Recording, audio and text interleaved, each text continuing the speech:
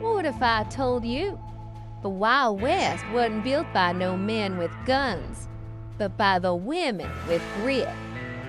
That while cowboys rode out to chase dreams of gold, the women stayed behind and built the towns those men would come home to. What if I told you the real power out here wasn't in no six-shooters or saloons, but in biscuits hot from the pan, ledgers full of cattle profits, and hands scrubbed raw at the washboard? They weren't just wives, they were bosses. Now don't go getting me wrong, the West had its share of wild men, drifters, dreamers, drunkards, and a whole mess of miners who thought a pickaxe could make them rich overnight. But here's what no dime novel ever told you. In most boom towns, men outnumbered women 10 to 1. That meant if you were a woman with a sharp mind and strong hands, you had yourself an opportunity bigger than any gold vein in the hills. Back east, folks called that improper. Out here, they just called it business. Settle on in now. I got some stories to tell you about women you likely never heard of. Women who didn't just survive the frontier, they helped build it. One shirt, one biscuit, one risk at a time.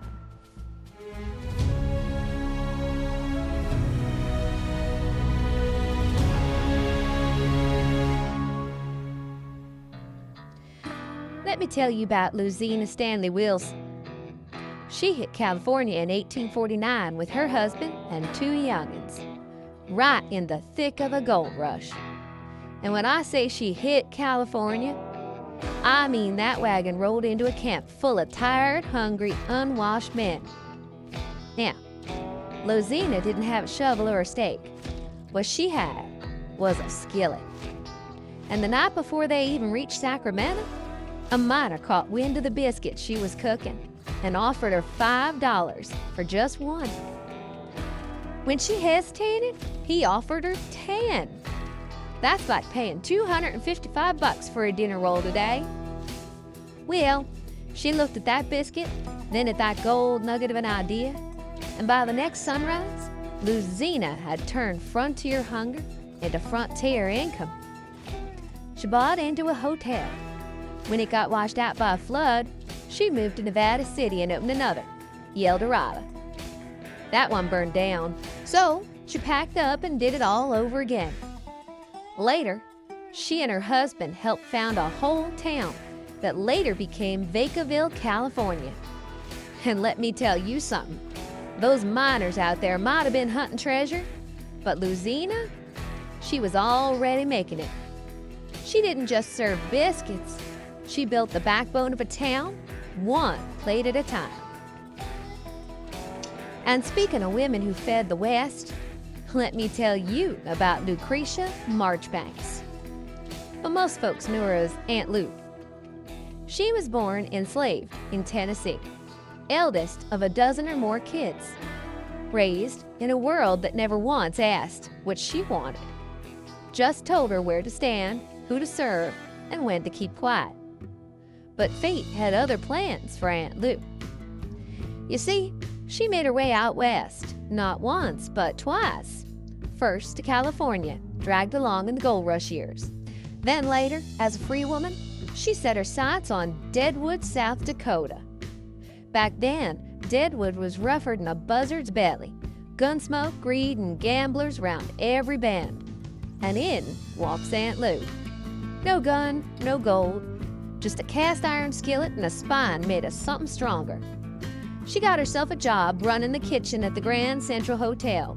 And I'll tell you what, there wasn't a man in town who didn't know her roast beef and her plum pudding. She could cook the dust right off your boots. But it wasn't just the food that filled people up. She made weary miners feel like someone gave a damn. She ran boarding houses where beds were warm and the air didn't reek of violence. She was a nurse when no doctor'd come, a midwife, a confidant, a soft place to land in a hard, hard world. And Deadwood, they loved her for it. In 1879, the whole dang town voted her the most beloved woman in Black Hills. Gave her a diamond ring for it. Later on, she opened her own hotel, then bought herself a ranch near Beulah, Wyoming. Rode out her days raising cattle and tending folks like she always did. Aunt Lou didn't write no memoir. She didn't ride tall and dime store novels or shootouts. But she lived longer, worked harder, and healed more people than most of the men buried in Boot Hill. When she passed in 1911, she left behind no riches, no monuments. Just a legacy cooked slow and served warm. Of course, not all women dealt in hot meals and hand-washed shirts. Some women specialized in a different kind of comfort. Pearl de Vere was one of them. Landed in Cripple Creek, Colorado back in the 1890s and opened a brothel called the Old Homestead. But don't you dare think it was some back alley saloon tent. Oh no, that place had velvet drapes, fine china, electricity, and even a telephone. In 1896, mind you. Pearl understood marketing like most men understood whiskey. She and her girls would strut through town in silks and corsets, turning every head. Her parlor wasn't open to just anyone. You needed references.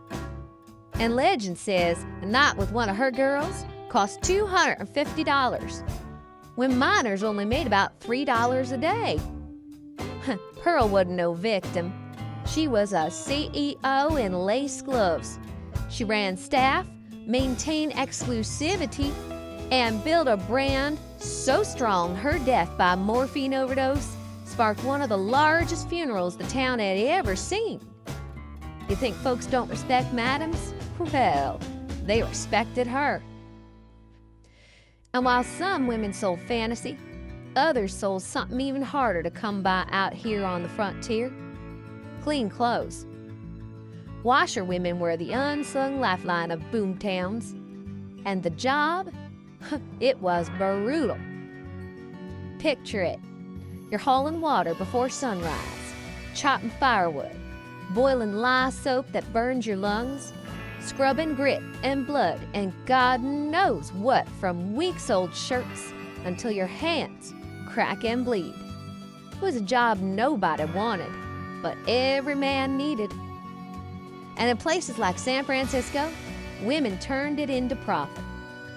One stretch of marshland was known as Washerwoman's Lagoon, a communal wash site that grew into a hub of laundry businesses, many of them run by Chinese immigrants who were blocked from most other trades by law or prejudice.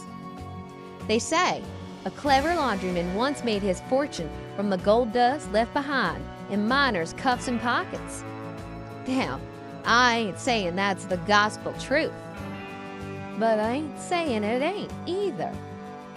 Truth is, every shirt scrubbed was another coin earned, another day survived, and another quiet reminder that the women behind the washboards, they were cleaning up in more ways than one. Now, I'd be remiss not to speak on the Chinese women who came out west too. Most folks forget them. Some wanted to. They weren't allowed to own land or vote, or sometimes even to stay in town after sundown. But behind husbands or in alley kitchens, some still built laundries, boarding houses, and quiet businesses that kept their people fed and safe. They weren't just survivors, they were builders too. They called her the Angel of the Rockies, and Lord above, she earned that name in full. Clara Brown was born enslaved in Virginia, freed in her 50s, and came west chasing a whisper of hope and a daughter she hadn't seen in years. She set up shop in Colorado during the gold rush, not as a miner, not as a rancher. Clara cooked, she cleaned, she washed, and then she invested her time, her money, her whole heart. She made a small fortune running laundry, and she used it to buy land and build community. Clara opened her doors to newly freed folks arriving by wagon and foot. Took them in, fed them, helped him settle. When sickness came, she nursed. When sorrow came, she prayed. She searched for her daughter across states and decades, and though it took most of her life, she did find her again in the end. But even before that, Clara had become a mother to a whole town. She didn't just survive out here, she made the West more human. Let me tell you about Charley Parkhurst, one of the finest stagecoach drivers in California. Chewed tobacco, drank whiskey, shot straight, and could handle a 6-horse hitch better than most men alive. Folks called Charley One-Eyed Charley after a horse kicked out her eye. They didn't call her Charlotte because nobody knew. Charley lived as a man her whole life, ran away from an orphanage, worked stables, drove routes through bandit country, and once even shot a robber dead in the middle of a holdup. Only after Charley died in 1879 did folks find out the truth. And the wildest part? Charley's name was on the 1868 voter roll, making her the first known woman to cast a ballot in California. 50 years before women could legally vote. But don't think for a second that life was easy. Charley didn't just trade dresses for trousers. She traded community for survival. She couldn't laugh with other women, couldn't cry in plain sight, had to be strong every minute of the day. And she did it anyway, because she wanted freedom. And in those days, freedom wore a man's face. You want wild? Let me tell you about Poker Alice. Velvet dresses, cigars, and a 6-shooter in her purse. And she didn't play cards on Sundays, not 'cause she couldn't win, but 'cause she feared the Lord more than she feared any man at the table. Alice Ivers Tubbs was a gambler by trade, and a damn good one. She'd sit down in a saloon full of cowboys, miners, and drifters, and rake in every coin. Then she'd tip her hat and stroll on out like the Queen of Hearts herself. She'd been a teacher once, then a wife, then a widow. And after her man died, she picked up his deck and took to the road. Deadwood, Leadville, Silver City. She ran poker games from here to Kingdom Come. Didn't matter if they called her lady. She wasn't looking for no approval. She was looking for respect, and she earned it, one hand at a time. And when a would-be thief tried to rob her late one night, she shot him clean through the gut. "I would rather die than be taken alive," she said. Alice didn't run no saloon or ranch or mail route. But make no mistake, she played the frontier game same as the rest of us, and most days, she won. You ever heard of Stagecoach Mary? Her name was Mary Fields, born into slavery around 1832. By the time she reached Montana, she stood 6 feet tall, weighed 200 pounds, smoked cigars, carried a rifle, and took no nonsense from nobody. After getting kicked out of a convent for gunfighting, yeah, you heard me right, she landed a job in 1895 as a Star Route mail carrier. First black woman to hold the title. She rode through snowstorms, bandits, wolves, and wild country, delivering mail to folks no matter what. If the horse couldn't make it, Mary strapped on snowshoes and carried the damn sacks on her back.